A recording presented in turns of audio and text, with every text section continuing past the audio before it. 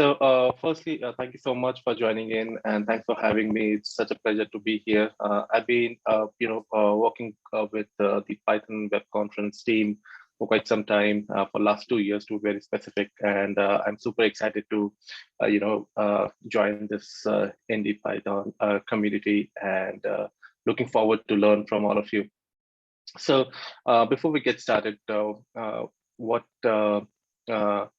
there are a few things which I really want to make it clear to you is that what we are going to do in next 30 minutes is we are going to discuss a couple of things. And if you are new to AWS and new to serverless, it might be a little overwhelming, but the idea is just to get a feel of what you can do, what are the potentials that you can have with serverless when you think about machine learning on the cloud.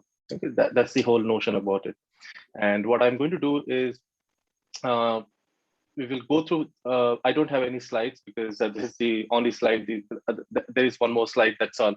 And what I'm going to do is we are going to learn as we do things in the console or in the code, so that, we spend more time in interacting with each other. So that if you have any questions or, anything specific that you would like to ask, feel free to, ask in the chat, or just unmute and speak up, whatever you are comfortable with.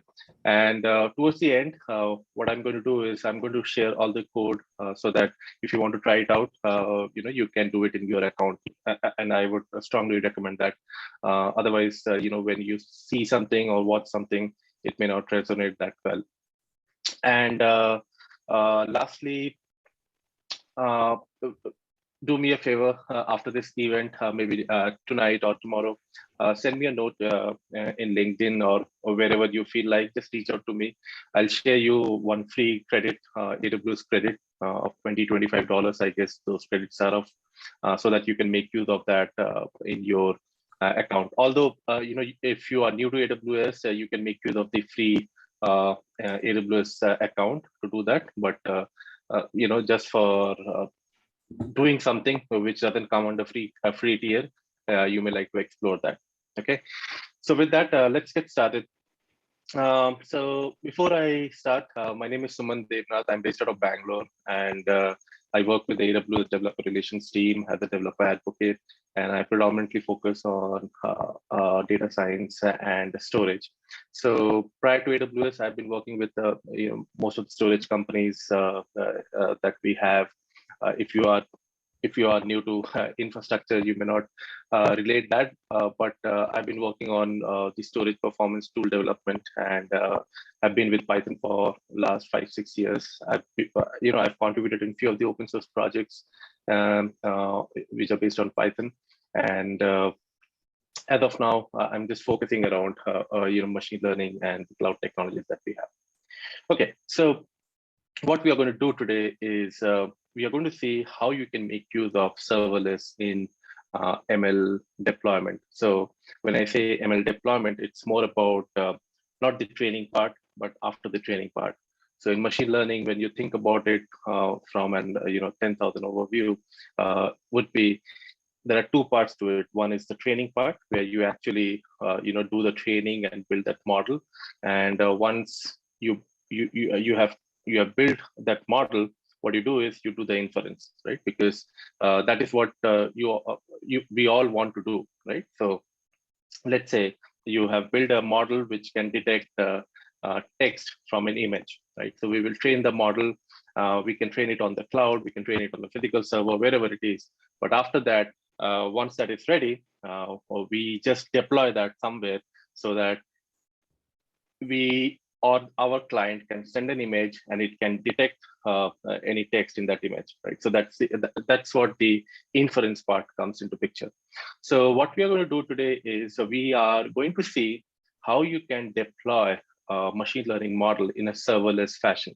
So when we talk about serverless, if you are new to serverless, what serverless is about, you don't have to worry about the compute infrastructure. So it doesn't mean that it doesn't have servers. It all obviously have servers, but what it essentially means is you as a developer or you as an application developer, you only care about your application. You only care about the code, okay? And all you do is you just tell that, hey, this is the a code that I have, and the runtime is, let's say, Python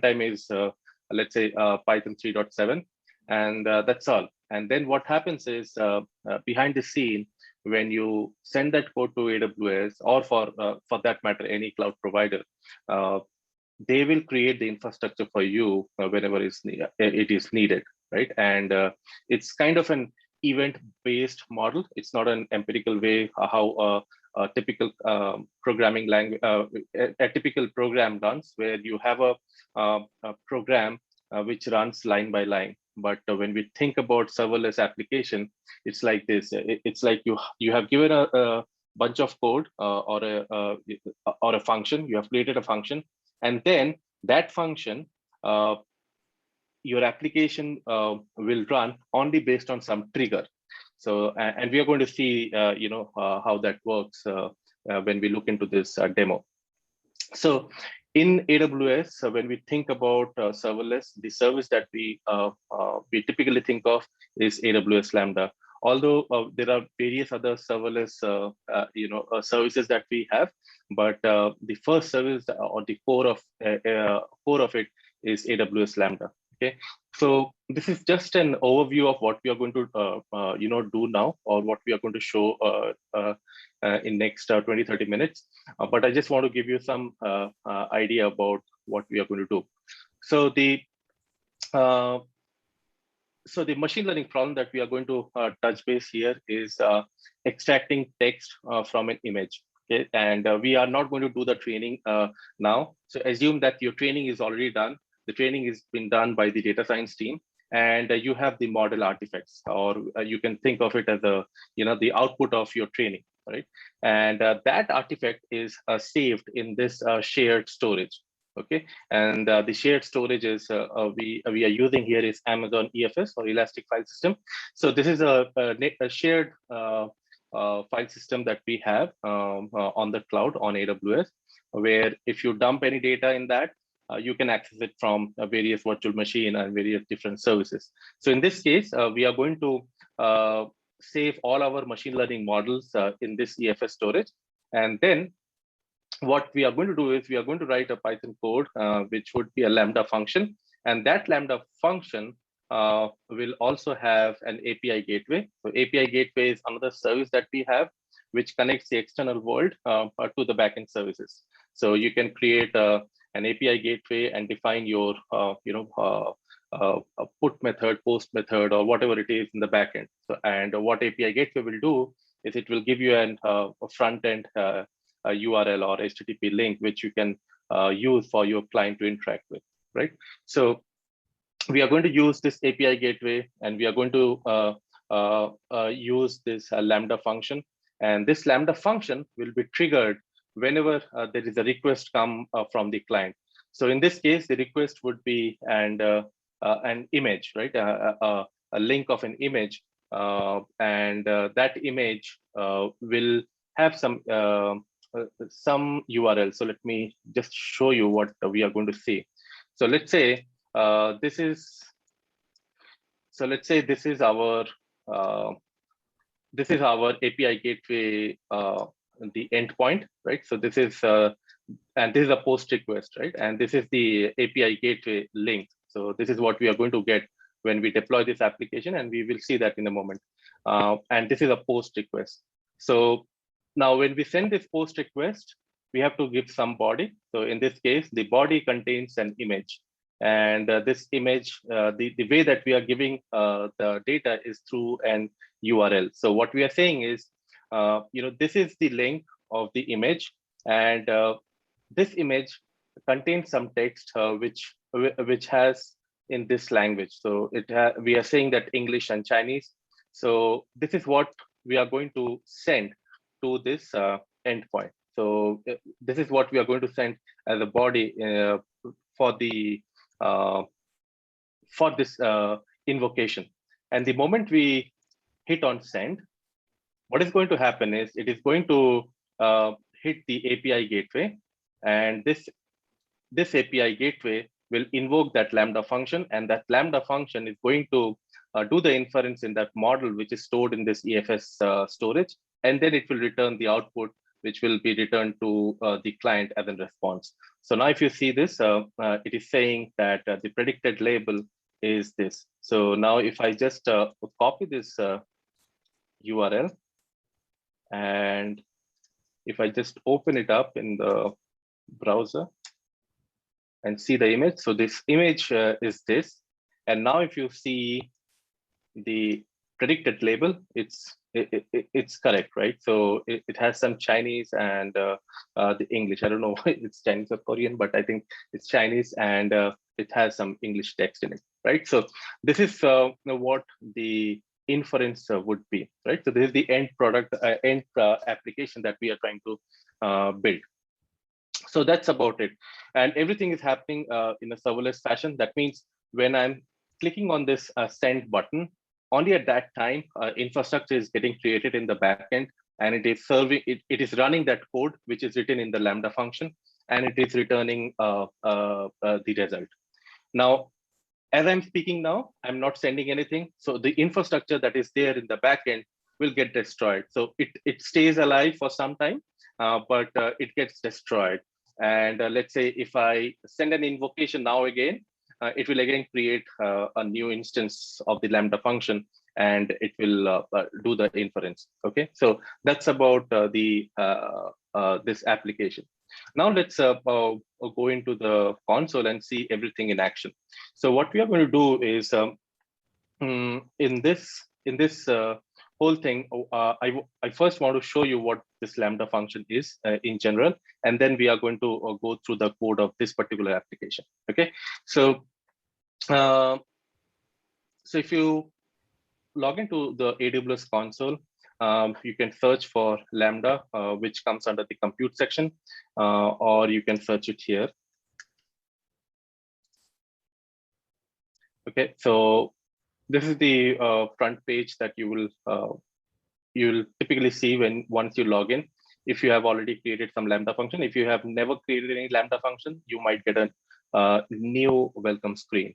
So the first thing that you will need to do is you have to click on this create function, which will create a Lambda function for you. So there are typically different options that we have. One is author from scratch. That means that you will be doing everything of your own. And other options are using a blueprint, then using a container, and then we have some repositories. So there are a lot of customers, and there are a lot of people who have already built few applications using Lambda, which you can reuse. So we have a good set of repositories where you can search and build your Lambda function. Like few of the Lambda functions that we have is for Alexa, for even for machine learning also, we have few of the repositories. So that is something which is kind of a marketplace for Lambda functions. And for now, let's go ahead with author from scratch. So let's say I give some name, let's say my first function. And here we have to define the runtime. So the runtime we are defining is, let's say, Python 3.8. So we have a support for various different languages, and you can pick whatever language you want. So let's go ahead with Python 3.8. There are a few other advanced settings that you can change, but for now we are not doing that. All I wanted to show you is,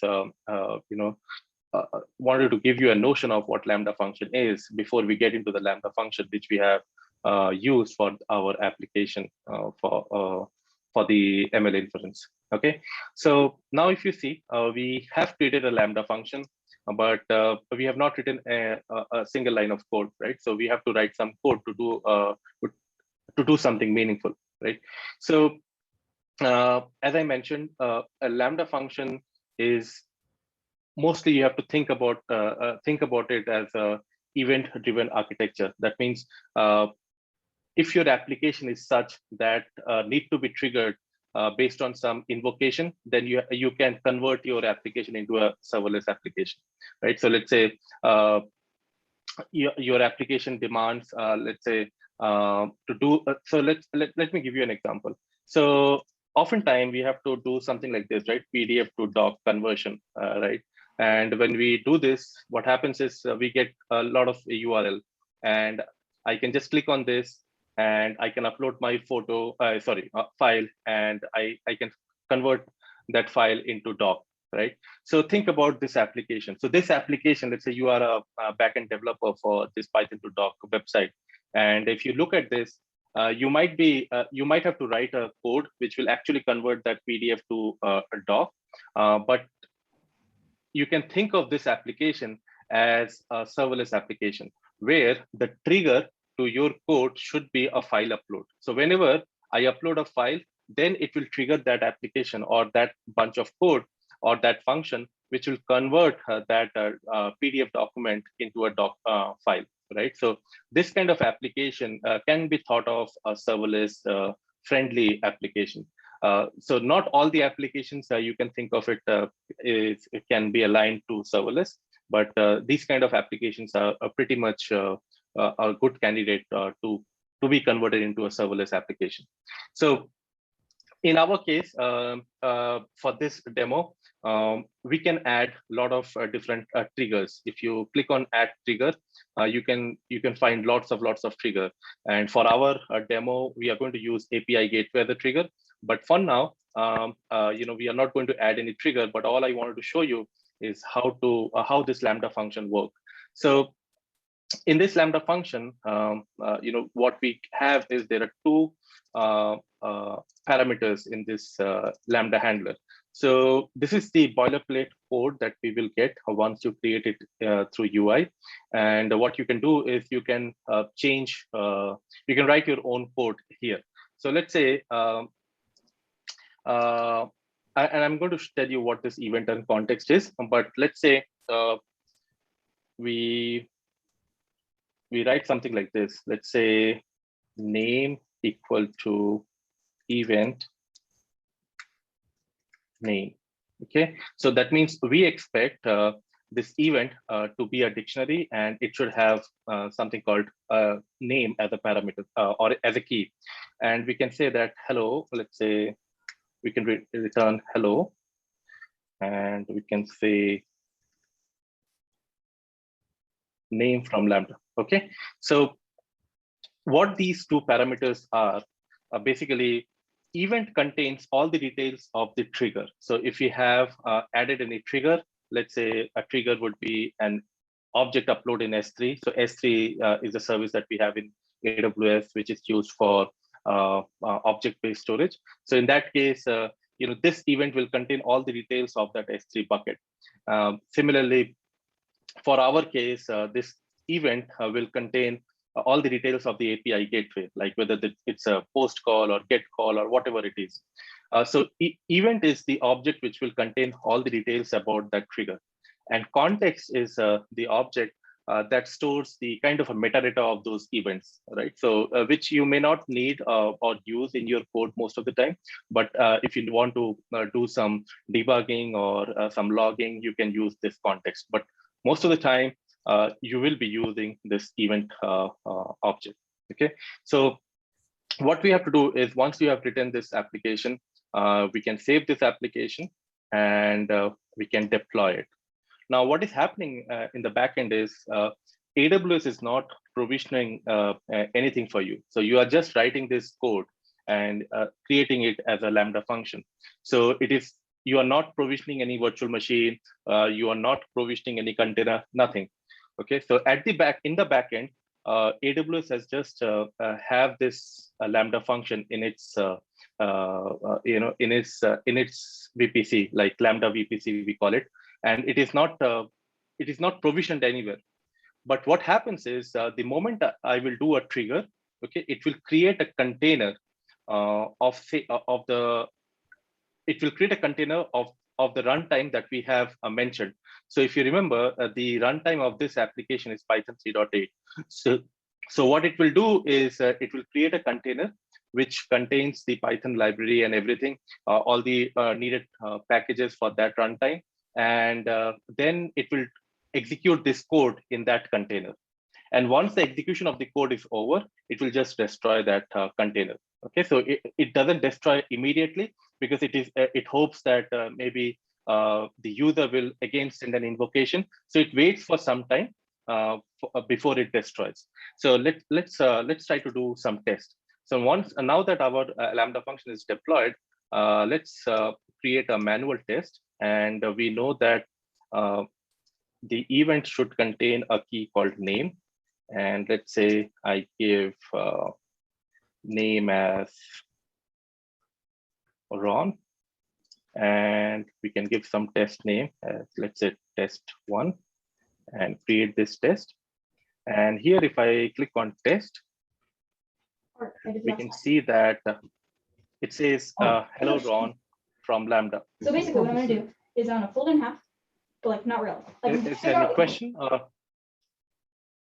Okay, yeah. So as you can see that, there is the event is the Lambda got triggered, and this event object is read from that trigger, and it got printed in the log as hello Ron. So now if you change this test, if we again change this to, let's say, Suman, and we can save this, and if we just test it again, it will just return whatever we give in the trigger. So that's about Lambda function. But now if you think about it, it is in the UI, it's very easy to show all of this, but in a big and complex projects where you will have lots of dependencies and libraries needed, where we will be importing different libraries, let's say PyTorch, TensorFlow, etc. You need to have some requirement.txt file. Not only that, we have not touched upon the security aspects, right? So this Lambda function might be interacting with other AWS services. That means the Lambda function need to have some access across different services. So we need to manage all of that. So that becomes a little tricky, and it is quite cumbersome to do that. And that's where we use some framework where you can deploy this whole application with all the dependencies, with all the security constructs and everything, which is taken care by the framework itself. And if you look at the demo that we are going to do now, where we are going to create an API gateway, we are going to have a Lambda function and also an EFS storage. We are not going to do that manually like in the UI. So we are going to use some tool. And the tool that we are going to use is called SAM CLI. Okay, so SAM CLI is a framework. It's if I can show it to you here, it's called SAM, AWS SAM. So this stands for AWS Serverless Application Model, and it's an open source project, and you can make use of that. And what we are going to do is we are going to just run through the SAM template, and I'll share a few of the insights about what SAM is. But if you want to know in details about that, you can go to the GitHub repository, which I'm going to share later on, which will contain all the code, and you can do it in your environment. Okay, so for first thing is to use SAM. What you need to do is you have to install SAM. So I have already installed, and if you see, we have this 1.19 version installed. And what we have to do when we deploy a SAM application is simply we have to just run SAM init. Okay, so let's say if I run this SAM init, what it will ask us is it is going to ask us few of the questions, which is kind of a very interactive questions, and we can just answer those questions, and based on that, it will create a template for us. So let's select a quick start template. And then there are two ways that we can create this package. One is through zip mode, and another is image mode. So let's say we go with the image mode. And if you think about it, the zip mode and image mode, if you remember, when we came here and we click on create function, we had different options right here, author from scratch, blueprint, container image, and so on. So when we select, when we say image mode, what it means is you are going with this container image. That means Lambda is expecting a container image to be provided by the user itself. Okay, and when we are saying zip mode, at that time, Lambda is not expecting the user to give an image. Lambda is just expecting the user to give the code, that's all. So let's say if I go with 1, that is zip, and what it will ask is, it will just ask for the runtime. So let's say I select 2, and then we can give some name. So let's say foo app, okay? And what it is going to do is, it is going to clone one of the application templates. So let's say if I select the first one, okay, if you see in the left-hand side, we got a new folder called foo app, right? And inside that, we got a lot of files. And inside that, the main important file is this YAML template.yaml. And this is the YAML file, which it creates automatically, where we can write our code, which is a YAML code basically, which will create all those resources. So if I again come back to this image, now in this YAML code, we can change the code to deploy an API gateway, to deploy a Lambda function, EFS storage, and so on and so forth, right? So this is the YAML code that you need to write. And then we get a hello world folder, and inside that, and why hello world? Because we have used this hello world template, okay? That's why the name came as hello world. And inside that, we have this app.py file. And if you look at this file, if I just delete all these comments, this is exactly the same Lambda function which we have seen when we created a Lambda function through the UI, right? So now you can change this Lambda function here, and you can deploy this application through SAM itself. So once this is, I'm just going to show you the process, how you can deploy an application using SAM, because I've already deployed the application. So we are not going to redeploy that, but I just want to show you the flow. So the first thing that we did was a SAM init, right? Once that is done, what we have to do is we have to run SAM build.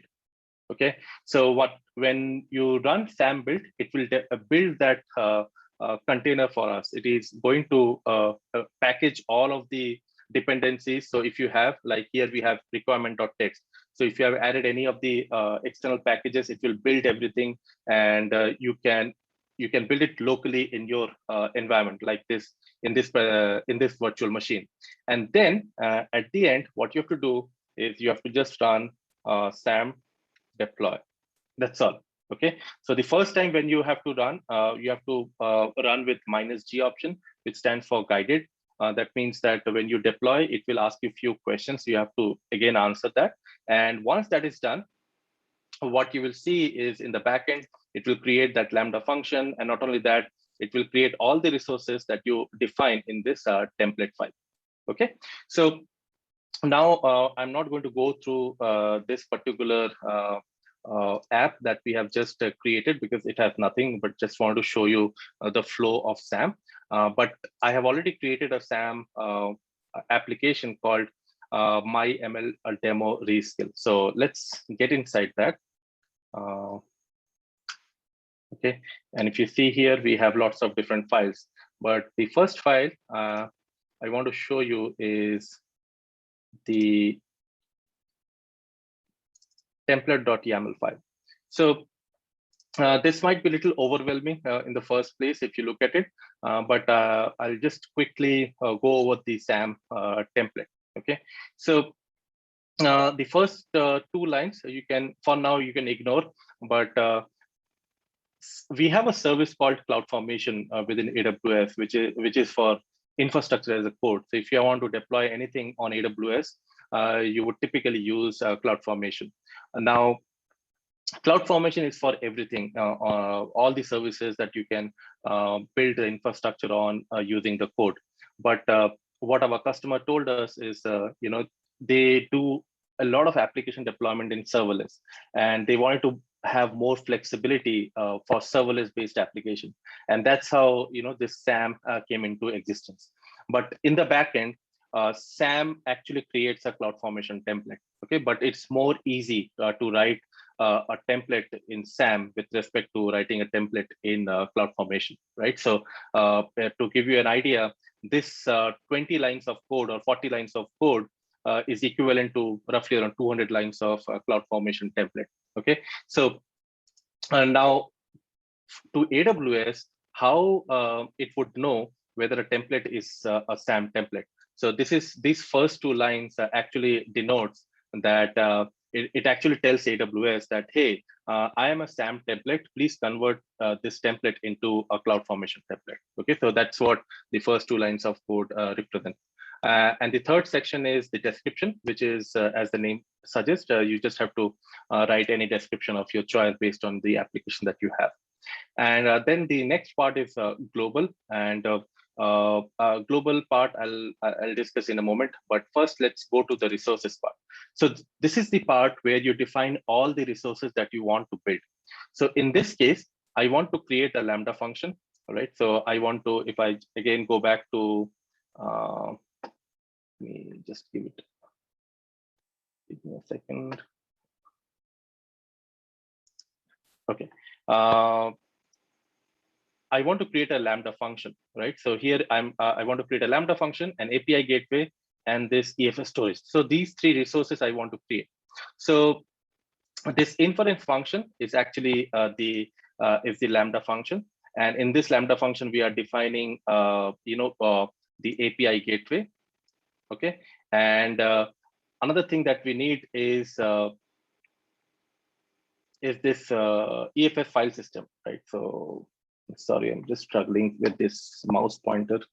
The other thing that we need is this EFS storage. And for that, we are creating all these three resources: EFS file system, mount point, and access point. So I'm not going to go deep into this EFS file system because that is not the focus of this session. But these three resources we had to create this, to make use of this file system within this Lambda function. So this creates a file system. This creates a mount point on that file system, and this creates an access point for this file system. And we need this access point for this Lambda function. Okay, the whole reason of doing all these three steps is to actually use this access point when we create this Lambda function. Okay, so this is about the resources part. And now if you go back to this global parameter, what this global parameter does is if you're writing a lot of Lambda functions within this template, and if you want to define something specific which is common across all the Lambda functions, then you can define it in the global section. It's just kind of a global variable, which are used across all the functions, in our Python world. So it's similar to that. So let's say I'm writing, if you look at it here, I'm writing a Python function. Then in that case, I will mention that the runtime is Python, right? So for all the Lambda functions. So those kind of things you can define under global. And parameters are few of the parameters which we can define, which are dynamic. It's kind of the variables which we want the user to give, right? So we can define those parameters here. So the security groups, subnet ID, all these things are needed to create this EFS file system. So we're not going to go in the details into that, but these are the section where you can define some parameters. All right, so this is a YAML, a template.yaml file. And the last two files, which is the actual application code, is inside this app folder. And if you look at this app folder, app file, what you will see is exactly the same: one Lambda function and a few packages as an import. So I'm going to use EasyOCR. So this is an open source project which you can fork it from this, or you can make use of this GitHub repository. It's an open source project, and this is one of the models that people generally use to do some projects, and also it is used in a lot of enterprise class projects where you can give a text, give an image, and you can extract some text from there, right? So it's a pretty heavy model, and you don't have to train anything. All the model artifacts or the weight files are there, All you have to do is you just have to use it for your inference. Okay, and it has a lot of different language support within. So we are going to use that a library called EasyOCR, and for that, if you look at the requirement.txt file, we have now added this EasyOCR as well in this requirement.txt file. Now going back to this Lambda function, now our event is an API gateway, right? So what we are doing is we are loading the body. So we are just reading the whole body of this from this event object. That means in this body, whatever we are going to send through API gateway, we are going to save this in this body variable, and then we are doing the inference, right? So now we are going to use easy OCR, as I mentioned, but all the models for this easiest OCR is stored in this mount point. Okay, and this is the mount point which we have defined while creating this Lambda function. Right, and if you look at it in the template.yaml file again, this is the mount point of the EFS file system, right? So if you look at what I have done is I have also mounted that file system into this machine, and what I've done is let me show you that. Yeah, so I've already mounted this, EFS file system, which is this one, okay, in this folder EFS, okay. And if you see this df-h, you will see that there is a folder called is mounted on this directory, right, EFS. And if you do EFS, you will see that there is a folder called model, okay? And if you see inside models,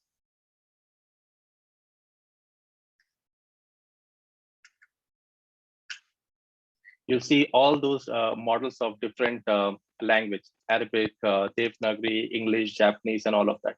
So the idea is to make, why we say that EFS is a good choice for this is, let's say tomorrow, your machine learning team has come up with a new path file or the weight file supporting a different language.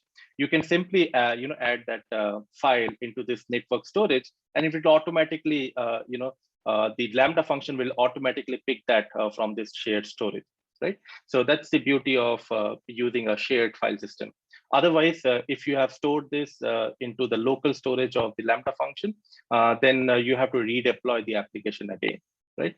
So now if you go to the app.py file, so this bunch of lines, a few 4-5 lines of code we are doing just to do the inference. So what we do is we are using easy OCR, and we send the language list.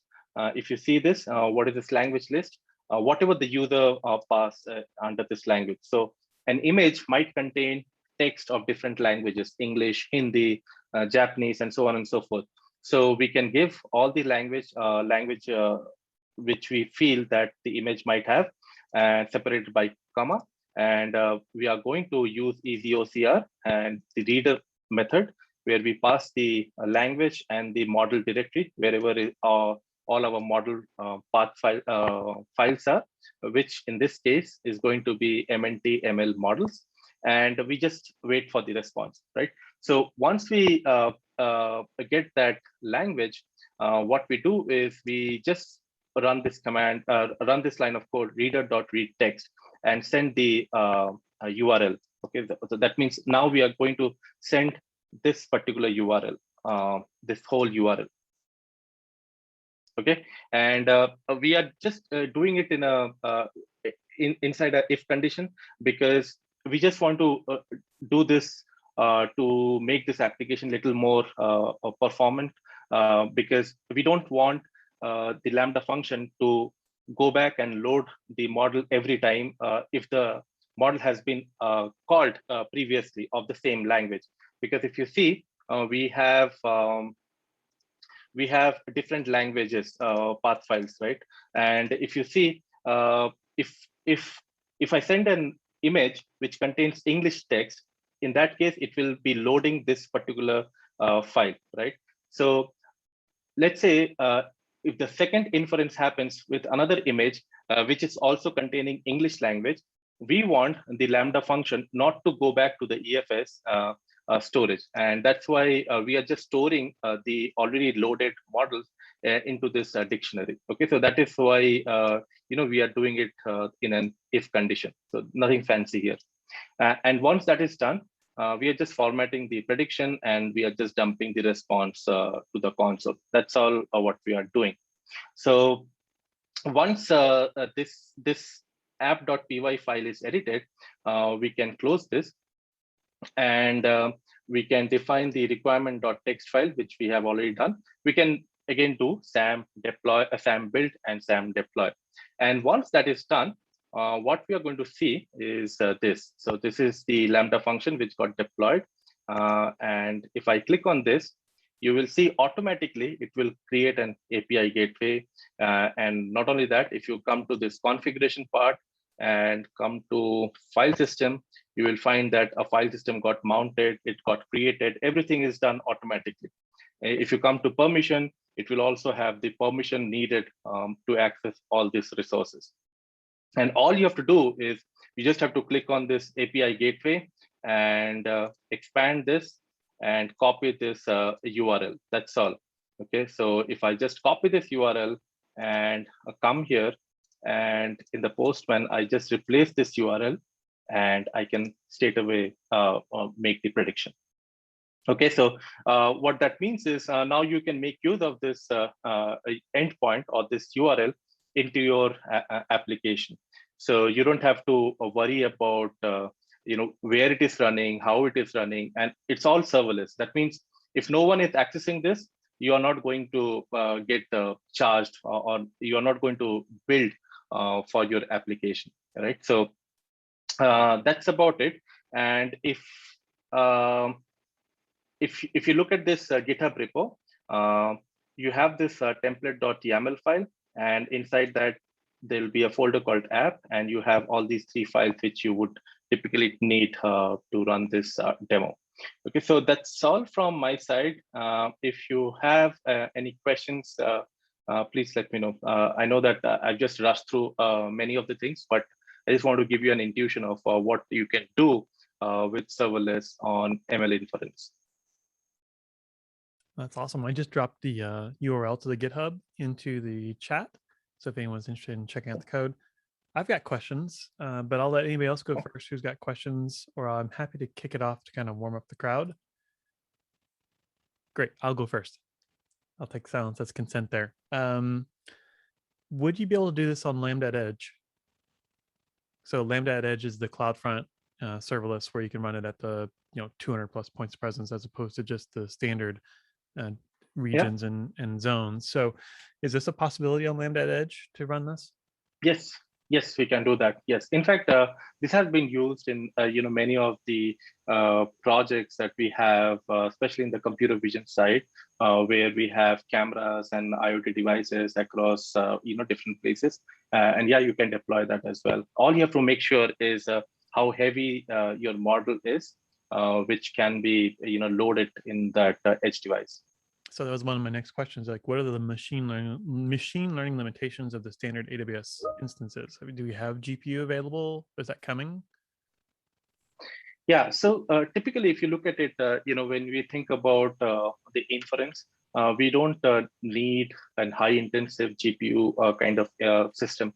This is mostly used for the training side, and typically you will not use any Lambda function for training. Although there are a small kind of workload that you can run because Lambda has some limitation, like you can have maximum 10 GB local storage, and then you can have 15 minutes limit. So your Lambda function should get executed within 15 minutes. Now, if you look at any training job, it goes for hours or even days. Mm-hmm. But for inference, you may not need that, right? So you may use a Lambda function which is running in a small machine, which is not that powerful, but you can still get away with that. So yeah, you can do that. In fact, when we think about Lambda function for machine learning, there's a lot of things that we are building at present. And it's you need to know the limitations of the Lambda function so that you don't get into, but just for saving costs, you may end up hitting the performance for your application. So yeah, it's a judgmental call that we need to take after considering all the limitations and the possibilities that we have over the at this point in time. Do you envision, like, is Amazon going to start releasing different kinds of AWS Lambdas to facilitate more of this type of operation at a more cost-effective price point?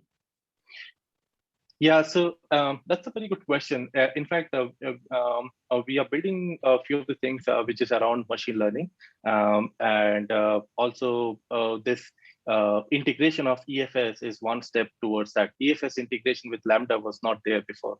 I think it came last year. So previously, you had the limitation of storage within that Lambda container, right? So, but now, using EFS, it's limitless, right? Because EFS can store petabyte of storage. So now you can engage there. But now we are doing few things which you just asked from the machine learning standpoint. We are doing some optimization in terms of performance so that you can do more fast inference. But that is coming up, in next couple of months or during the reInvent. We are doing few of the optimization, not only on the performance side, but also on the deployment side. Because one of the things which I have not shown here is that is mostly on the infrastructure side, but that is very important. Very important when you think about it is when you create a Lambda function, which we created through UI. That was not created in the customer VPC. Okay, so if I just share my screen again, if you look at the Lambda function, which we have created, like let's say my first function, and if I come to configuration and click on VPC, see there is no VPC configuration because this Lambda function got created in the Lambda VPC or service VPC, whatever you call it, but it's actually in the AWS VPC or within AWS. But if you look at it in the function that we have created for our application, ML application, if you come to configuration and click on VPC, you will find that VPC here. And the reason we have this VPC here is because we are using an EFS file system. And you cannot have a Lambda function which is not part of any VPC, but still you want to connect your EFS storage, because EFS storage gets created within your VPC. And for your Lambda function to access that storage, you need to have the Lambda function within your VPC. Now, this thing is not very straightforward. So you need to, I have not shown all of that, in the code. It's there in this YAML file. If anyone is interested to go through, where we have all these details about subnet and security group. So in the coming days, we are going to streamline this process so that it becomes more natural and people can make use of this seamlessly. So why EFS as opposed to just using S3 buckets to store the models in the network? Yeah, that's a very good question. In fact, you can always use S3 in this case. But as you know, in S3, what happens is you will be charged for every inference. So every get API call, you will be charged, right?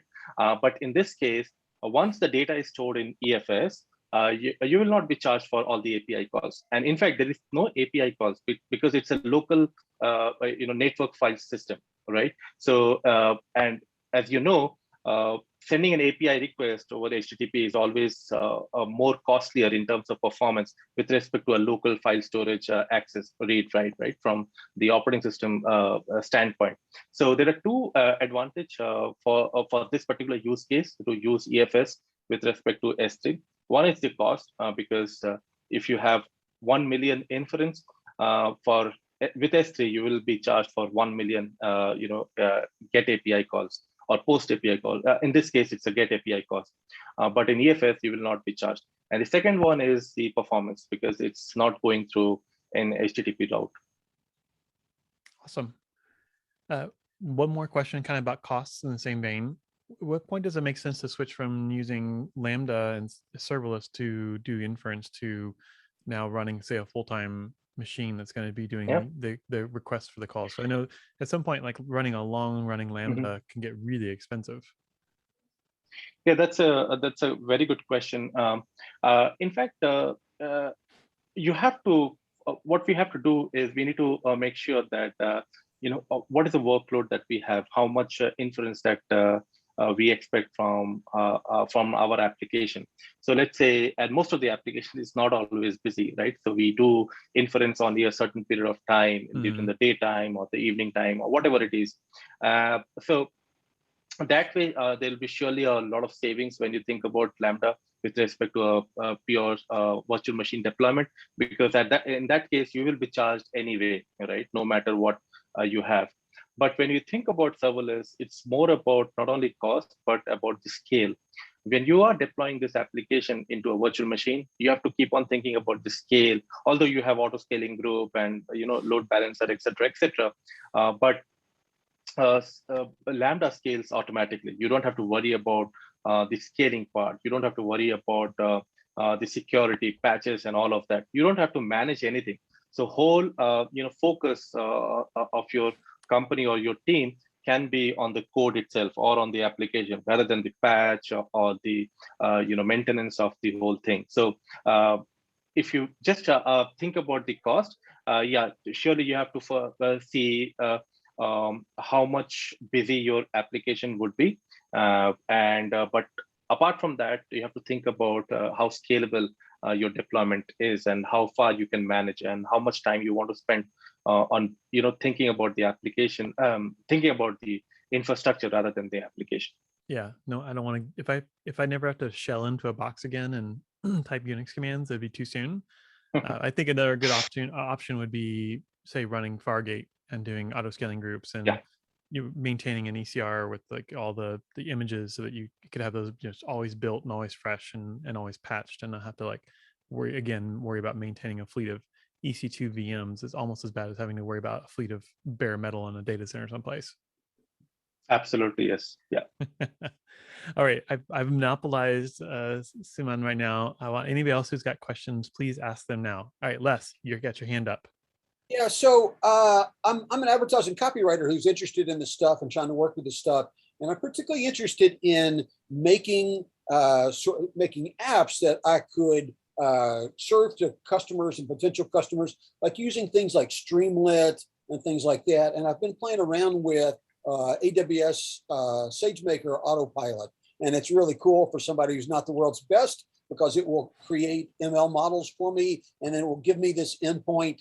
And you've been helpful in telling me, oh, okay, you connect it to this Lambda function, and then you hook this API gateway to it. But that last mile, getting to, I don't know if it's Streamlit or React, or how do I build something? What's the piece that a customer could type into a form and get it? I can't seem to find information on that. Streamlit doesn't seem to tell me how to connect to an endpoint in AWS or anywhere. And, you can pickle models and do that.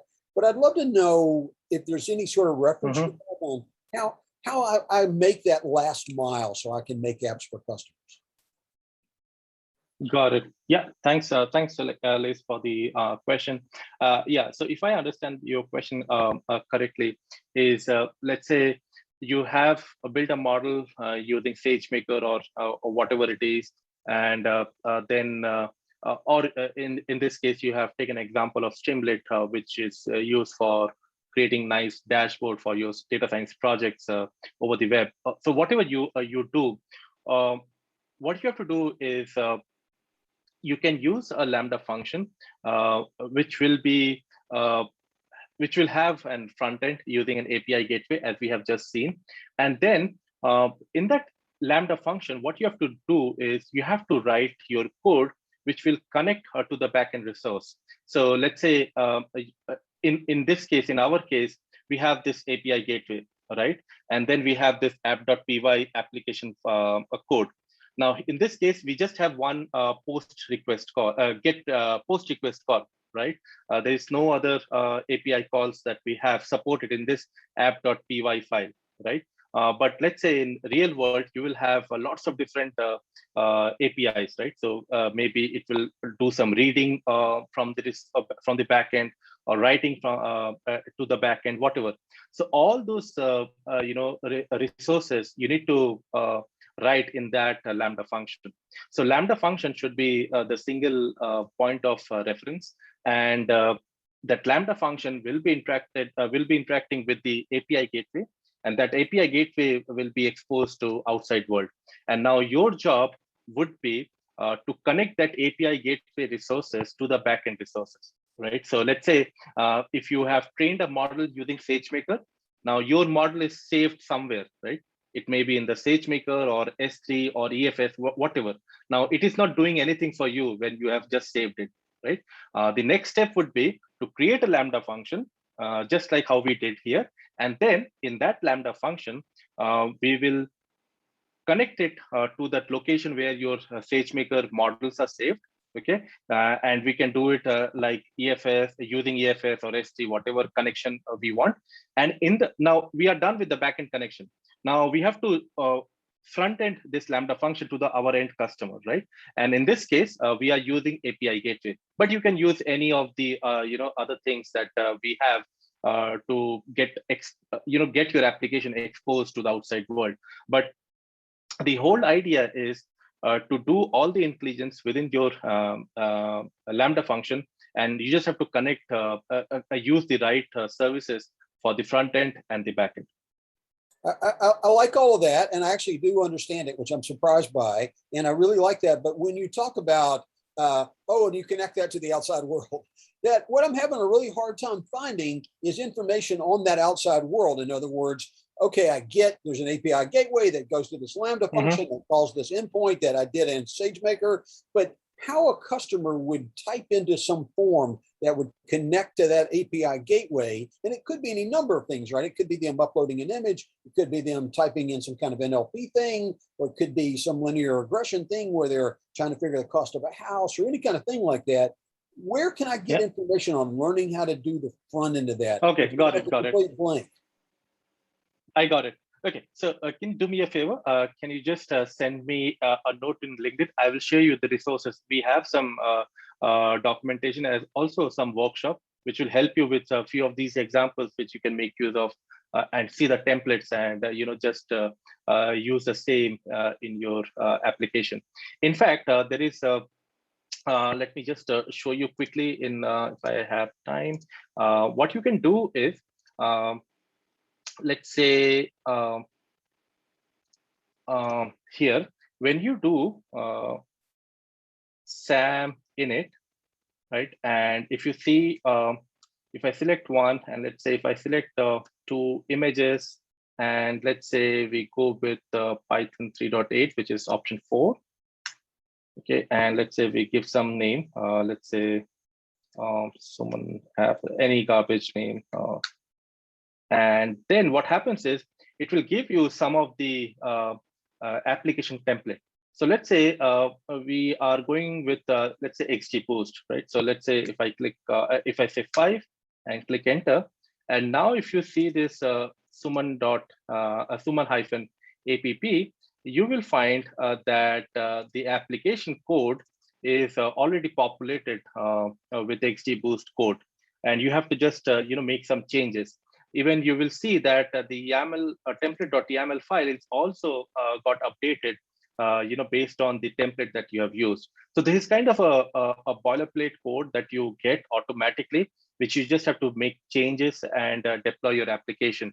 Now, what application it is, it is creating for us when you selected that template, that we can refer to the documentation. But I can surely share a few of the resources which might help you.